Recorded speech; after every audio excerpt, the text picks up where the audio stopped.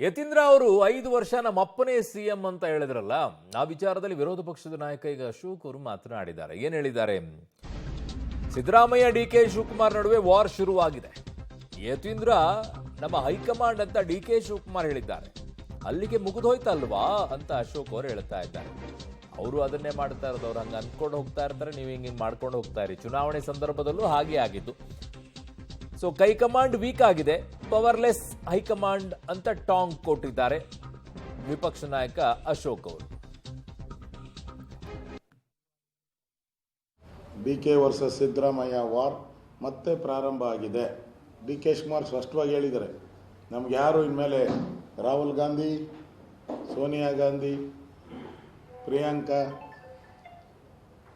ಅವರು ನಮಗೆ ಲೀಡರ್ ಅಲ್ಲ, ಯತೀಂದ್ರನೇ ನಮ್ಮ ಹೈಕಮಾಂಡ್ ಅಂತ ಹೇಳ್ಬಿಟ್ಟಿದ್ದಾರೆ. ಮುಗಿದೋಯ್ತು ಅಲ್ಲಿಗೆ. ಮತ್ತು ಯತೀಂದ್ರ ಅವರು 5 ವರ್ಷ ಅವರ ತಂದೆನೇ ಸಿ ಎಂ ಅಂತೇಳಿ ಮತ್ತೊಂದು ಬಾರಿ ವಿವಾದಕ್ಕೆ ಕಾರಣ ಆಗಿದ್ದಾರೆ. ಎಲ್ಲ ಶಾಸಕರು, ಎಲ್ಲ ಮಂತ್ರಿಗಳು ಏನು ಹೇಳ್ತಾ ಇದ್ದಾರೆ, ಹೈಕಮಾಂಡ್ ತೀರ್ಮಾನ ಅಂತ. ಆದರೆ ಯತೀಂದ್ರ ಅವರೇ ತೀರ್ಮಾನ ಕೊಟ್ಬಿಟ್ಟವ್ರೆ, ನಮ್ಮ ಅಪ್ಪನೇ 5 ವರ್ಷ ಮುಖ್ಯಮಂತ್ರಿ ಅಂತ. ಮುಗೀತಲ್ಲ, ಅವರೇ ಹೈಕಮಾಂಡ್.